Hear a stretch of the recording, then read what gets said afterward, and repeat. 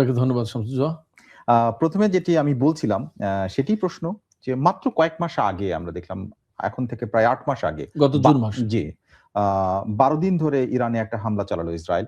সেই সময় আমরা দেখেছি অনেক সিনিয়র সামরিক বেসামরিক নেতাকে হত্যা করা হয়েছে, কিন্তু এবারে সরাসরি আলী খামেনিকে হত্যা করতে সমর্থ হওয়া, এটি আমার মনে হয় যে সমস্ত সমীকরণকে পাল্টে দিয়েছে। আমার প্রশ্ন হচ্ছে, ইরান যুদ্ধের বা মধ্যপ্রাচ্যের যে সংঘাত, সেটির ভাগ্য নির্ধারণ করে দিলে এই মৃত্যুই কিনা? না, আচ্ছা, এই মৃত্যু ভাগ্য নির্ধারণ করে দিলে আমি সরাসরি জি, জবাবে চলে হ্যাঁ, গেলাম। জি, দর্শকদেরকে ধন্যবাদ। হ্যাঁ, এটা যদি নির্ধারণ করে দেয় ভাগ্য, তাহলে যুদ্ধ বন্ধ হয়ে যেতে হয় এবং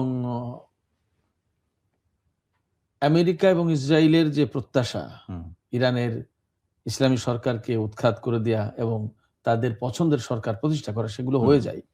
হুম, তাহলে এবং এইভাবেই ভাগ্য নির্ধারিত হওয়ার কথা। হুম, অথবা ইরান এবার যে যুদ্ধটা করছে তারও একটা লক্ষ্য আছে। হুম, ইরান কিন্তু পরিষ্কার করে বলেছে যে এবার যদি একটা গুলি ছোড়া হয় তাহলে সর্বাত্মক যুদ্ধ হবে, হুম, আঞ্চলিক যুদ্ধ হবে এবং এই যুদ্ধ হয়তো ওরা শুরু করবে, শেষ আমরা করব। 2-3 দিন পরেই যে সিজফায়ার করা হবে, এটা আর হবে না। হুম, আমি বলি যে আমি তো রেডিও তেহরানে থাকার সময় লিখেছি, বলেছি, প্রচুর পড়াশোনা করার চেষ্টা করেছি এবং ফ্যাক্ট হচ্ছে যে আমি ইরান বিষয় নিয়ে আজ 35-36 বছর আমি কাজ করি, ভাবি, চিন্তা করি, পড়ি, বুঝি, লিখি।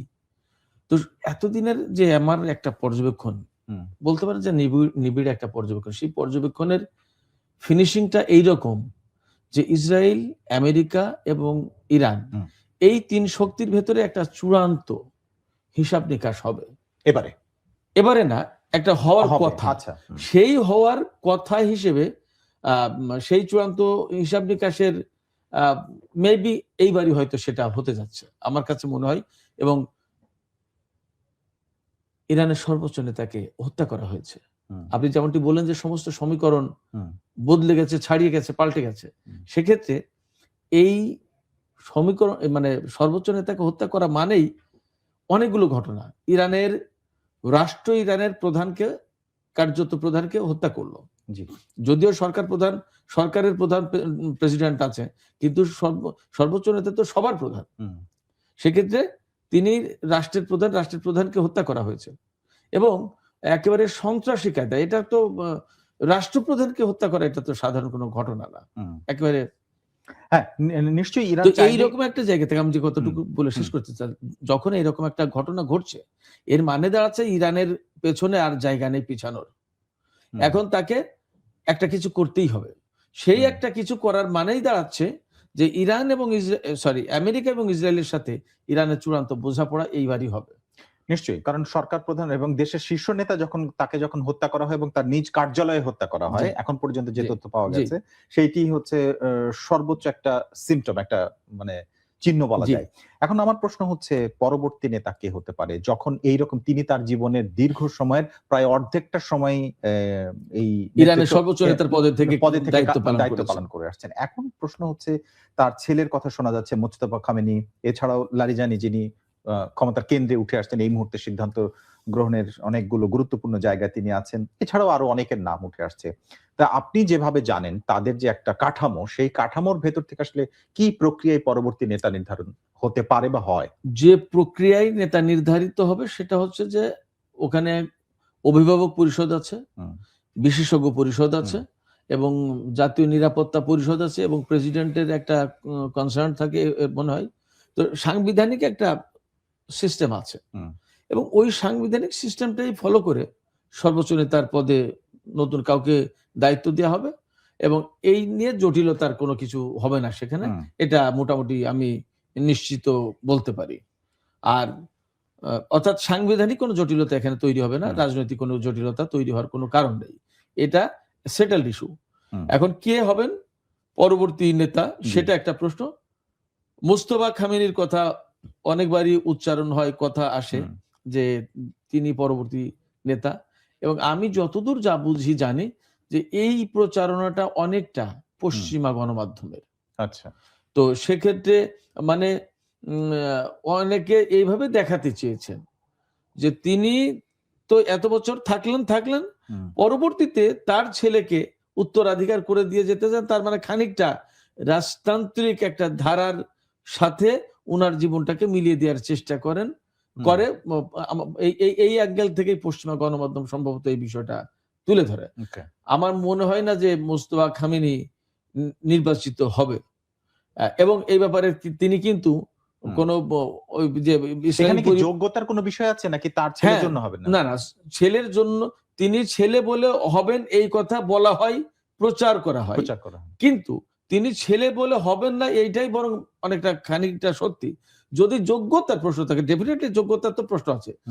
সর্বোচ্চ নেতা, তিনি পররাষ্ট্রনীতি দেখবেন, প্রতিরক্ষা নীতি দেখবেন, টোটাল দেশের তিনি তো অভিভাবক হবেন, প্রেসিডেন্ট, সংসদ সবার অভিভাবক। তো সবার অভিভাবক যখন, তখন তো তার ওই রকম কোয়ালিটি, তার ওই রকম এক্সপিরিয়েন্স, তার ওই রকম আপনার কম্পিটেন্স এগুলো থাকতে হবে। তা না হলে তো তাকে এইরকম পজিশনে তো বসানো যাবে না। সেক্ষেত্রে এটা ওই অভিভাবক পরিষদ এবং বিশেষজ্ঞ পরিষদ বা সাংবিধানিক যে সিস্টেম এবং এই কাজে যাদের যাদের নিযুক্ত থেকে নেতা নির্বাচন করার কথা তারা করবেন, এবং ডেফিনেটলি এই জায়গায় যোগ্যতা, অভিজ্ঞতা এবং পলিটিক্যাল তার কনসাসনেস, তার জ্ঞান, তার যোগ্যতা, তার দূরদর্শিতা, এই সমস্ত বিষয়গুলো বিশেষভাবে বিবেচনায় আনা হবে। আপনি যেটা বলছেন সেটা হচ্ছে যে একটা প্রসেস আছে, সেই সিস্টেম অনুযায়ী এটা পরিবর্তিত হবে, এখানে সাংবিধানিক একটা মানে সমাধান দেয়া আছে।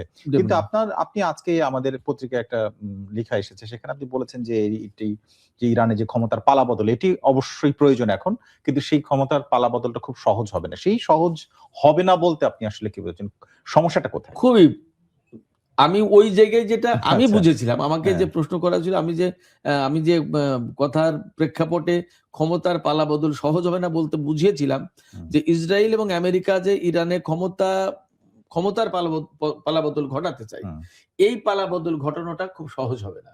অর্থাৎ ইরানের সরকার পরিবর্তন করাটা আমেরিকা এবং ইসরায়েলের জন্য খুব সহজ হবে না। রেজিম চেঞ্জের যে ব্যাপারটা, ওইটা মিন করেছি যে ওইটা সহজ হবে না। আর এমনি যে ইরানের যে এই যে সর্বোচ্চ নেতা চলে গেলেন, তার জায়গায় নতুন কোন নেতা নির্বাচন, এটা কঠিন হওয়ার কিছু নেই, জটিল হওয়ার কিছু নেই। বরং আমি তো বললাম যে এটা সাংবিধানিক প্রক্রিয়ায়, মানে সেটেলড ইস্যু, যেহেতু সাংবিধানিক প্রক্রিয়া এটা হয়ে যাবে। আমি সহজ হবে না বলতে আমি মিন করেছিলাম ইসরায়েল এবং আমেরিকা যেটা চায় ওইভাবে হবে না, ওইটা হবে না। মানে ইসলামী শাসন ব্যবস্থার অবসান ঘটিয়ে, ইসলামী সরকার বা বিপ্লবী সরকারের অবসান ঘটিয়ে তাদের পছন্দ মতো, যেমন রেজা শাহের ছেলে রেজা পাহলবিকে তারা বসাতে চান, এই বসানোটা খুব সহজ হবে না।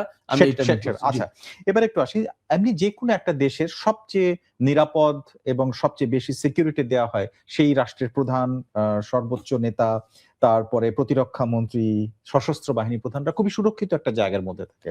এবং ইরান এই সময়ে বেশ কিছুদিন ধরে টানা একটা যুদ্ধ পরিস্থিতির মধ্যে আছে। সেই রকম সময় আপনার মনে হয় যে সশস্ত্র বাহিনীর প্রধান মুসাভিকে, তারপরে নাসির জাদে প্রতিরক্ষা মন্ত্রী, যাদেরকে হত্যা করা সম্ভব হয়েছে, এবং সবশেষ আপনার সর্বোচ্চ নেতাকে, এইটা একই সাথে একদম পরপর হত্যা করা সম্ভব হলো, আপনার কাছে কি মনে হয় যে এইটা গোয়েন্দা ফেলিওরের জন্য হয়েছে এবং সেটা ইরানের দুর্বলতা আসলে আছে? এই জায়গায় তো অবশ্যই বলতে হবে যে গোয়েন্দা ফেলিওরিটি। কারণ যখন এই বিভাগটা সফল, তখন তো এই ধরনের হামলার আগেই তাদের কাছে তথ্য থাকার কথা, আসার কথা, যে এই হতে যাচ্ছে, এখান থেকে এক্ষুনি আপনারা মুভ করেন, জায়গা ছাড়েন, সেই পজিশনে যান, ইত্যাদি ইত্যাদি। এইটা যেহেতু হয়নি, তাহলে ডেফিনেটলি গোয়েন্দা ব্যর্থতা, এটা একটা ব্যাপার। আর একটা ব্যাপার হচ্ছে যে গোয়েন্দা ব্যর্থতা মানে সামগ্রিকভাবে উত্তর তো একটাই, গোয়েন্দা ব্যর্থতা তো বটেই, কিন্তু এর সাথে আরো কিছু যদি এর সাথে যুক্ত করা যায় সেগুলো বলা যায়। যেমন এই গোয়েন্দা ব্যর্থতা এর সাথে এমন হতে পারে যে ভেতর থেকেই এজেন্টরা তো কাজ করে থাকে। যেমন আপনি জেনে থাকবেন নিশ্চয়ই যে ইসরায়েলের প্রধানমন্ত্রী বেনিয়ামিন নেতানিয়াহুর দপ্তরের চিফ অফ স্টাফ, তাকে কিন্তু গৃহবন্দী করে রাখা হয়েছে, আই থিঙ্ক।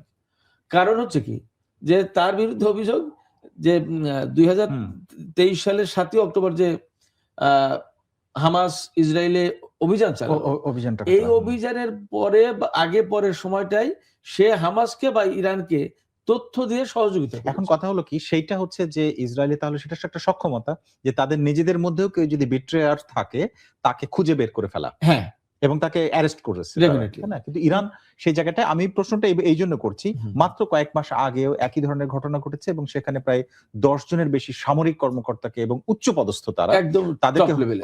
টপ লেভেলের হত্যা করা হলো।